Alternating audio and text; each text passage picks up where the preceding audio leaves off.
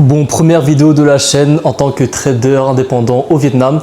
Donc je vous filme ça parce que j'ai envie de partager un petit peu mon quotidien, les hauts et les bas en tant que trader. Ça fait maintenant 7 ans et plus que je suis sur les marchés financiers. J'ai commencé un petit peu avant le Covid.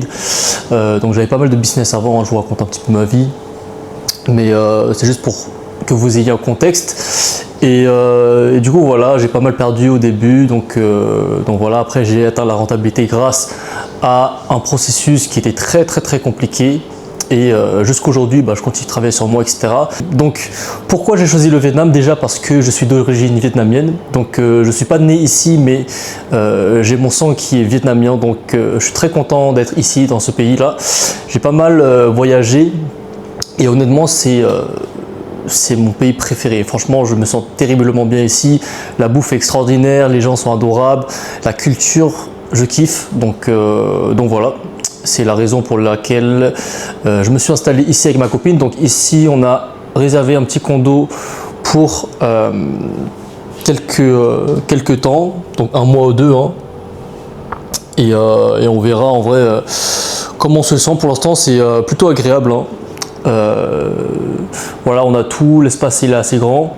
Donc le but de cette chaîne, ça serait de partager mon quotidien, mes analyses, des conseils aussi que je peux vous donner, hein, de par mon expérience.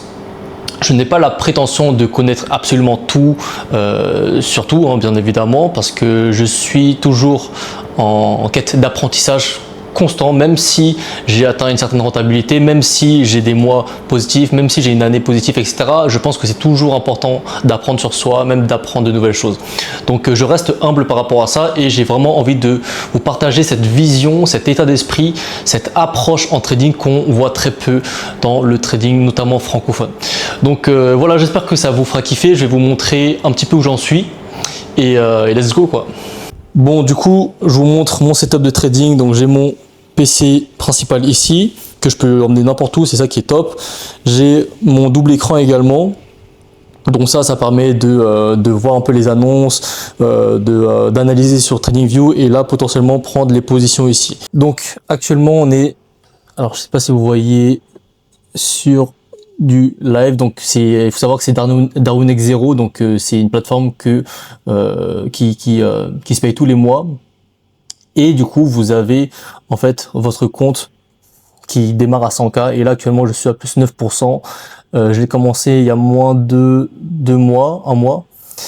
Et voilà. Donc, je vous montre ça, non pas pour dire, regardez, j'ai fait tant, parce que j'ai eu des pertes aussi, hein. Si on regarde l'historique, hop, voilà, il y a des gains, il y a des pertes, etc.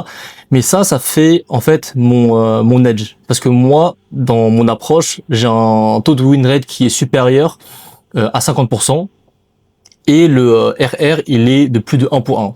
Donc logiquement c'est un système rentable et le but en fait de ça c'est de faire ça sur le long terme, ok? Parce que peut-être qu'aujourd'hui j'ai fait, enfin ce mois-ci, ces 2 derniers mois j'ai fait 9%, mais que les prochains mois je ferai par exemple voilà, moins 4%, admettons, je sais pas, mais moins 2% le mois par exemple. Ok, c'est tout à fait possible. Le but c'est pas de prendre les choses pour acquis, c'est juste de faire les choses vraiment de manière hop, tout l'historique. Voilà, de faire les choses de manière professionnelle et de toujours faire la même chose. Ok? Donc voilà, là je vous montre un peu le trade que je prends sur le gold actuellement. Alors j'ai pris un RR qui est très petit. Pourquoi? Alors il faut savoir que je risque déjà 0,5 par trade, 0,5% environ par trade. Donc là mon SL il est à 532 USD et mon TP il est à 1 pour 1, donc 530 USD. Donc c'est rare que je fasse des petits RR comme ça, mais étant donné que aujourd'hui c'est NFP et que on a une grosse barrière technique, alors je sais pas si ça zoome actuellement, une grosse barrière technique qui est cette demande zone là, cette zone de demande ici. Donc je préfère prendre la target la plus safe, ok? Et c'est comme ça que je fonctionne. Voilà, je vais pas rentrer dans les détails, mais j'aime pas prendre des targets trop ambitieuses comme ça par exemple. Je préfère prendre ici et sortir rapidement pour prendre mes profits. Donc voilà par rapport à ça, l'analyse du coup sur TradingView, ça va donner quelque chose comme ça. Voilà. Donc le TP1, ça sera mon TP final, bien évidemment, même si je pense potentiellement que le prix pourrait dropper, mais il y a une contradiction pour moi avec le DXY, donc je préfère retirer mes profits, enfin en sortir ici, acheter ici, voilà. Ouais, donc voilà, par rapport à ça, ici on a juste à attendre en fait. Le trading pour moi c'est mon activité principale, ok, mais je ne vais pas être scotché devant les graphiques, à être là, regarder les moindres tics de bougie. Je sais qu'il y en a, ça marche très bien pour eux, c'est très bien, mais personnellement je pense que c'est important de faire ça pour la liberté déjà, parce qu'au final on choisit pas ce métier pour devenir esclave de quelque chose d'autre, on choisit pour la liberté. Donc si vous êtes accro au trading, et je l'ai été, alors je dis ça parce que je l'ai aussi été, j'ai aussi été accro, j'ai aussi overtradé, j'ai revenge, j'ai fait toutes les conneries possibles en trading, mais maintenant j'ai eu un état d'esprit beaucoup plus serein, parce que j'ai juste changé ma perspective en fait de la vie de manière générale, et surtout en trading. Je me dis que le trading c'est un excellent moyen d'atteindre la liberté financière, mais que on peut facilement tomber dans cette sorte d'addiction de dopamine, de dire ok j'ai gagné, ah merde j'ai perdu, oh putain j'ai pris un SL, oh yes j'ai TP, oh là là j'ai fait 50 R, enfin 50K admettons sur un trade, 5K sur un trade, peu importe, oh j'ai fait tant de profit, oh mince j'ai perdu. Enfin, est-ce que vous voyez cette vie là? Moi je la veux pas en vrai, et je pense sincèrement que on n'est pas des humains, on n'est pas né ici pour être là scotché à des chiffres. En vrai, les chiffres, en vrai, c'est que des chiffres. Ok, c'est pas ça la vie. Et c'est surtout dans ces moments-là où je suis au Vietnam, dans ce pays que j'adore, où je sens vraiment que les gens sont vivants, qu'il y a de la vie, que j'ai été en France, j'ai voyagé aussi en Europe, en Espagne, France, Italie, etc., Portugal, mais c'est pas la même vibe. C'est plus en termes de vie, les gens sont chaleureux ici. On n'est pas distants l'un à l'autre, dans le sens où faut pas se mentir, mais en France par exemple, il y a cette barrière là quand même entre les gens. Par exemple, on va pas parler comme ça aux gens dans la rue. Enfin si, mais vous m'avez compris. Voilà, chacun est un peu dans son monde, alors que ici, t'as le café du coin qui ouvre de 6h à 20h, t'as les restaurants, en fait, t'as les restaurants à côté, t'as la salle à côté, en fait, on se sent vraiment vivant et occupé aussi. Pas occupé dans le sens, oh, il faut que je pense au travail, au business, oh, il faut que je fasse ça. Pour moi, c'est pas ça la vie.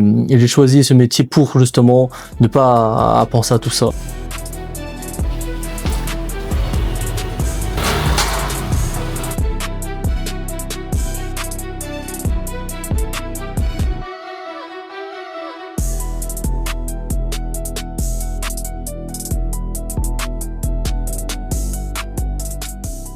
Bon, là je suis à un resto qui s'appelle Pho Hang Phuc.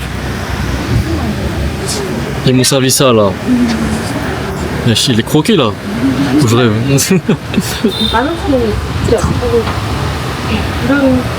Bon, on va attendre sagement le foie.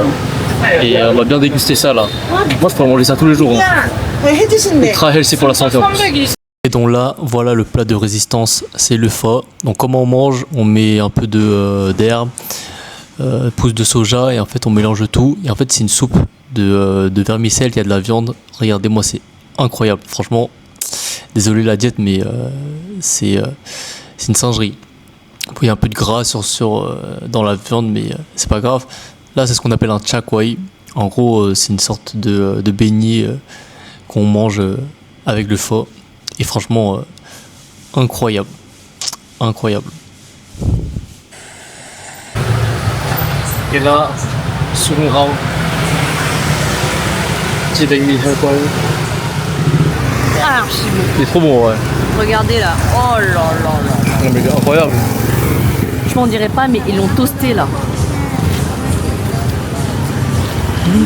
Même le pain. Merci chérie. Ouais, tiens.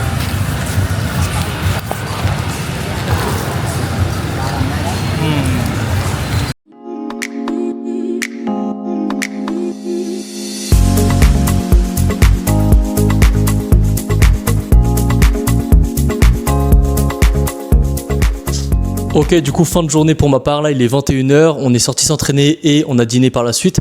Donc voilà, journée plutôt chill, soirée aussi plutôt chill. Maintenant je reviens sur les graphes parce que moi en fait je fais du set and forget, c'est-à-dire que je pose le trade et je le zappe, j'ai pas de management actif à faire, juste je m'éloigne en fait, j'essaie de m'éloigner parce que tout simplement je peux être impacté émotionnellement et je sais que le setup il était bien, donc je n'ai pas de raison de paniquer ou quoi que ce soit. Voilà, j'attends le résultat. Donc le résultat est sorti, il s'agissait du coup d'un SL, donc je me suis fait invalider sur ce trade là, c'était lors de NFP, il y avait beaucoup moins de création d'emplois que prévu, donc en gros le DXY il a chuté et le gold il est monté en flèche quoi. Donc voilà, personne n'aurait pu prédire ça entre guillemets. Après bon, il y aura toujours des mecs pour vous dire ah mais c'était prévu.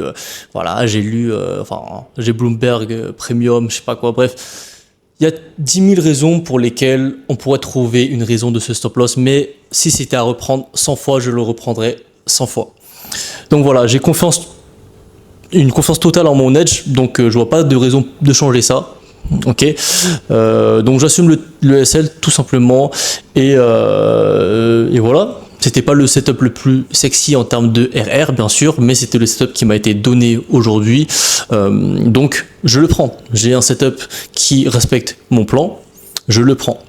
Ok, je vais pas inventer des RR de 20, de 5, etc. Bref, c'est mon plan, il est comme ça. Ok, donc voilà tout simplement l'invalidation du setup. Donc on est rentré sur cette zone. Ok, donc NFP il a littéralement pris le SL. Donc il n'y a aucun souci à ça. J'ai géré aussi le risque pour d'éventuels slippage entre guillemets. Et voilà, on peut voir que là actuellement il vient en fait. Alors il est toujours en fait dans l'imbalance en orange là. Alors si on remarque bien, c'est une imbalance en daily, hop, alors attendez, hop, voilà daily, cette imbalance là, voilà qui est très très clean, hein, qui a fait rejeter le prix ici, et donc moi je m'attendais en fait tout simplement à une continuation baissière. Ok, donc j'ai également pas pu rentrer justement après parce que j'avais un setup ici.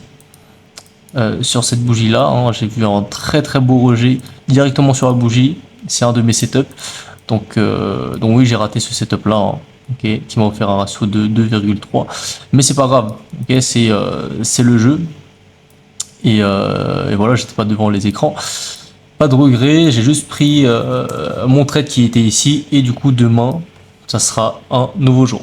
Ok, donc voilà, la vidéo touche à sa fin. J'espère que vous avez aimé la vidéo. Si vous avez aimé, n'hésitez pas à vous abonner et à liker. Et également me dire en commentaire si vous avez d'autres idées. Si vous êtes aussi déjà venu au Vietnam, hein, ça me ferait plaisir de le savoir. Et si vous avez kiffé surtout. Et sur ce, je vous dis à la prochaine. Allez, ciao.